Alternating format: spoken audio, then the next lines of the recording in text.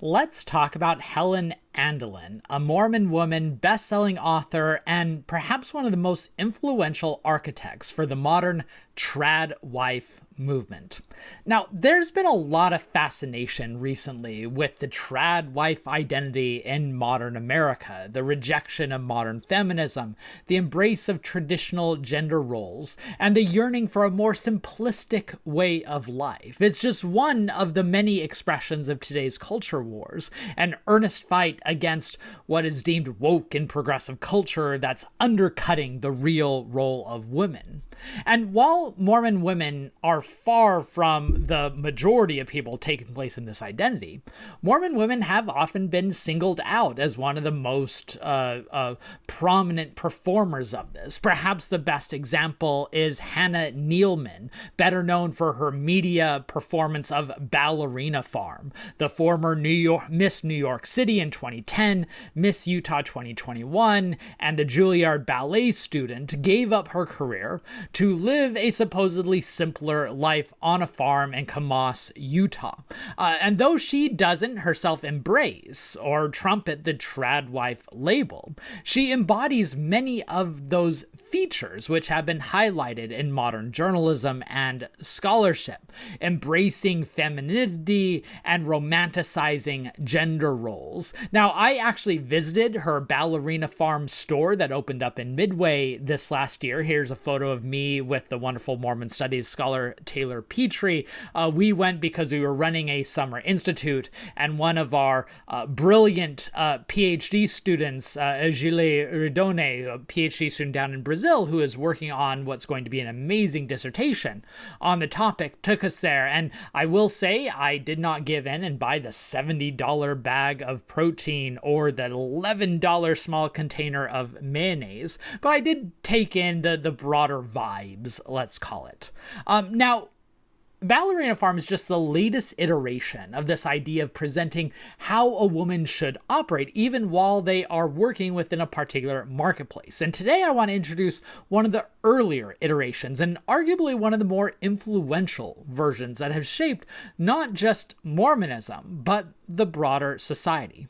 Helen Andelin's book from the 1960s, Fascinating Womanhood, trained a generation of American women on how to relate to their husbands and embrace what she argued was their true selves. So in this video, I'll provide a bit of background on Andelin and the book. I'll summarize her major arguments. I'll then survey its impact as well as its eventual decline, and then I'll finally touch on a few lasting legacies. I am drawing a lot of this, by the way, from a wonderful biography of Andelin that was published by the University of Utah Press by Julie Neufer, titled Helen Andelin and the Fascinating Womanhood Movement, that I'll hype up again.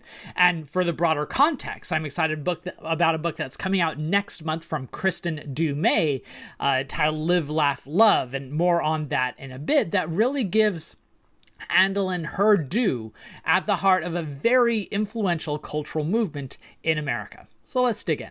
Helen Andelin was born in 1920 to very devout LDS parents who had deep pioneer stock. Her father was a moderately successful dentist before the Great Depression, and when the economic collapse that came with America, his many real estate holdings forced the family to start again from scratch, and an economic disruption that really is going to shape her view of the world. And though she later claims that her parents exhibited traditional gender roles, her mother was actually forced to work quite a bit, and her wages supplemented the family's income when they were otherwise hard-pressed, like many families were during the Great Depression era.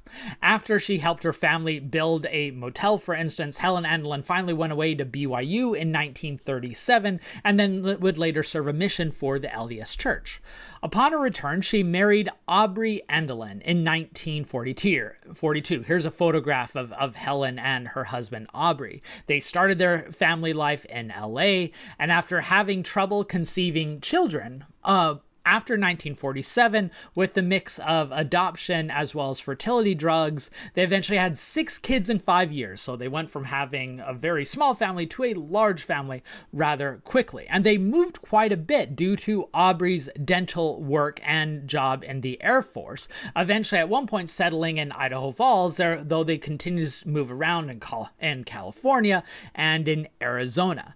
Helen was always quite spiritually in tune. She claimed her own visions prompted a spiritual search, in part because she felt that she was failing in her role as a wife and mother. Her marriage was quite cool. Her husband didn't really listen to her. At one point when they were moving, she said, well, my only requirements for where we move is I want a house that's away from a busy street and close to the schools. Aubrey picked out a house that did neither of those. And this was a time when many people in America, especially women, were starting to question these traditional gender roles that her own family was struggling with. In the wake of World War II, when women were called into the workforce because men were away overseas in the army, when those men came back and women were expected to go back into the homes, there are many women not willing to. And so there was a fight over this domestic life and what the proper place of women should be. And at the same time, many conservatives in America are trying to reinforce these gender ideas, what comes to be known as the nuclear family, during the Cold War that never really matched a reality. And some women called out this hypocrisy, this horrible situation that women were placed.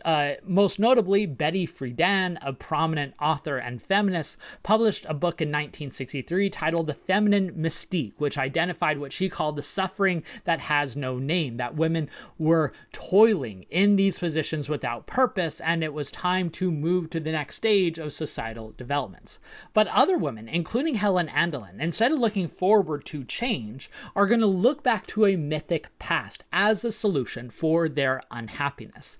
And in 1961, Andelin is introduced by her friend to a set of pamphlets titled The Secrets of Fascinating Womanhood, a series of pamphlets from way back in 1922 that were meant to help single women attract husbands. And Andelin believed that she had found God's truth speaking to her through these pamphlets, and she was anxious to incorporate their ideas into her own life. And she says that it brought immediate success by becoming more submissive, ladylike, obedient, and giving up these modern entrapments. Soon her love life was rekindled, and that's when her career really took off. Before I go much further, just a reminder that if you enjoy this kind of historical content where we geek out about the past and learn how it created the present, make sure you are subscribed to this channel. I do deep dives on topics and people every Monday. I connect the past to the present every Wednesday, including several recent videos on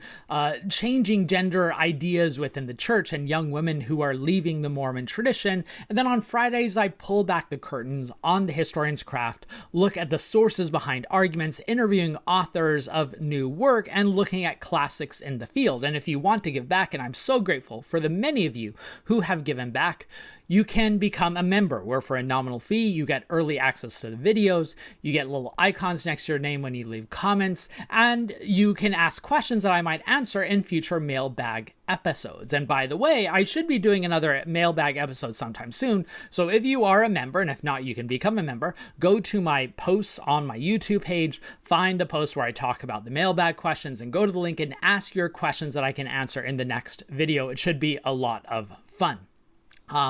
But most importantly, you can feel good about supporting public-facing, rigorous scholarship.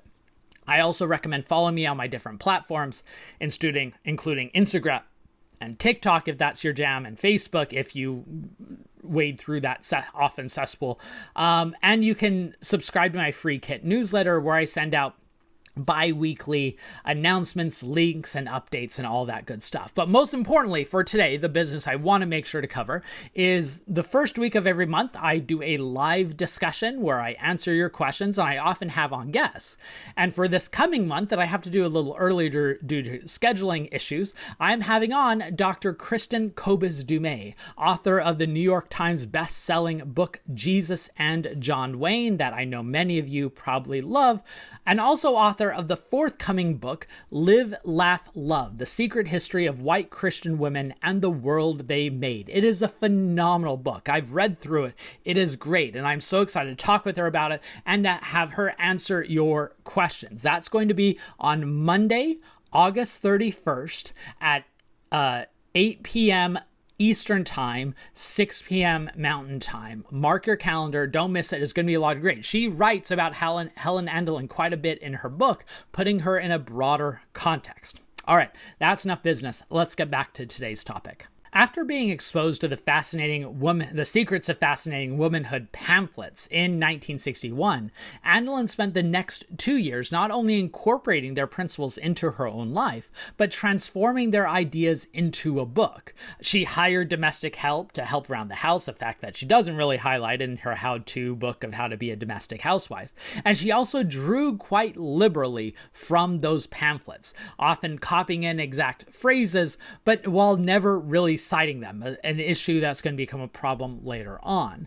By 1963, she had finished her book, Fascinating Womanhood, the same year as Feminine Mystique. I just love that historical symmetry that both those books, a response to a current issue, what is the role of women in post-World War II society, take diametrically opposed visions. She ends up publishing her book independently, which is going to, again, cause a few issues later on, but she wanted whole control over its production. The key ideas behind her book, Fascinating Womanhood, was obedience and femininity.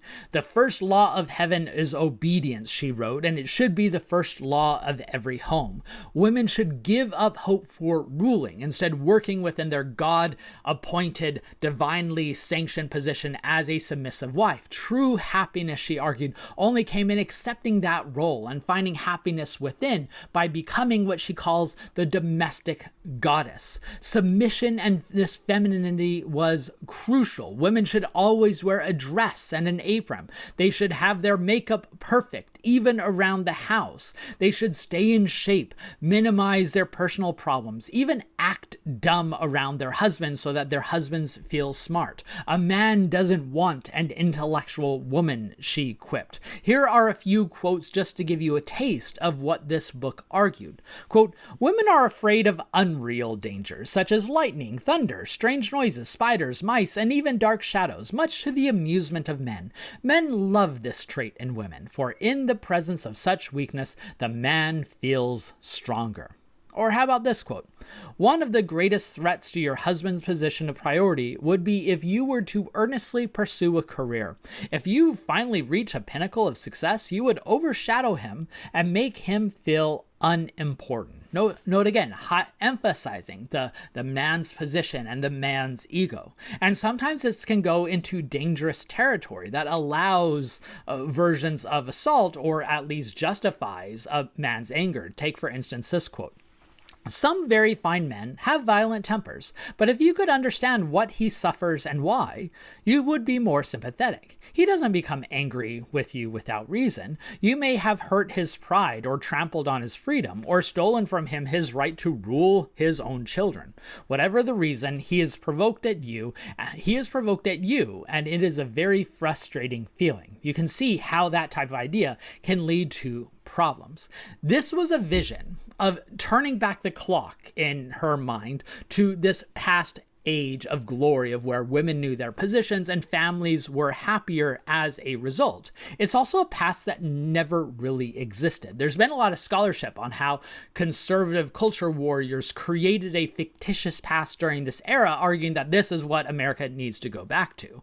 I mean, in this case, it's literally plagiarizing pamphlets from the 1920s that was also literally inventing a past and gender roles that never really existed. But Andelin saw it as God speaking through these works, and now through her, to solving these modern gender issues. So it's tempting to view Andelin's argument and this book and the pamphlets they're based on as artifacts of past ages. But just as much as Betty Friedan's feminine mystique, these are all modern inventions meant to satisfy particular causes and driven by cultural anxieties. And so, in other words, Andelin's Fascinating Womanhood was a product of its time rather than a harkening back to a previous time. Now, the book wasn't an immediate bestseller because she chose to independently publish it and sell it. It was a slow roll, but it soon became quite successful over the next few years. It sold out of its immediate and limited run in 1965, and then sales steadily increased every year after that. It's at first among Latter-day Saints. Deseret Books ordered shipments of at first 500 at a time, then 1,000 at a time, and then they were buying more. Andelin ran book clubs based on her book, largely out of LDS Relief Societies at first, and BYU's own continuing education program held classes on the book in Salt Lake City. But then it spread outside the Mormon region, and that's where the impact was really felt. Women would have to apply to become a volunteer teacher to lead workshops based on her book. And when they led the workshops, all the women were expected to buy the books and pay a fee, and those fees would, of course, go back to Andelin.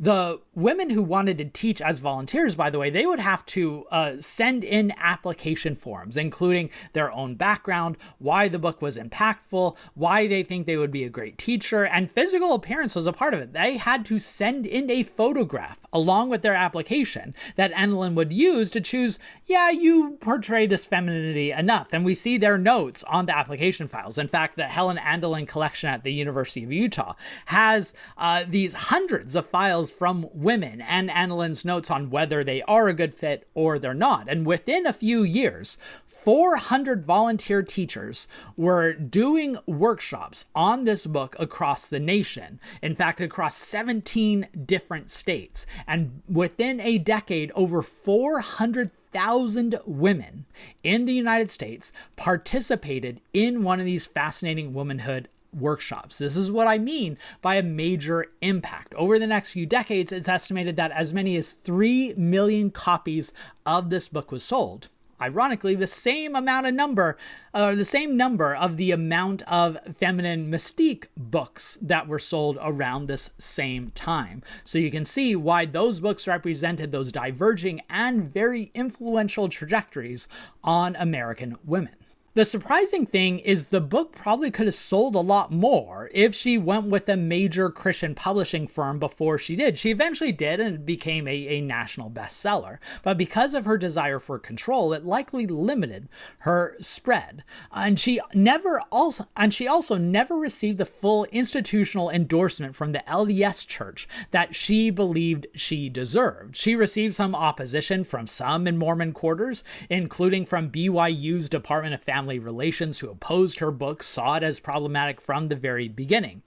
And when Andelin became a national celebrity and wanted to meet with the LDS president, David O. McKay, they instead had her meet with one of his assistant counselors, Alvin Dyer. And soon church leadership just ignored her frequent petitions for meetings, which she took as a personal slight. In fact, she was convinced that the Relief Society president, Bell Spafford, was conspiring against her. And to a degree, she might have been correct.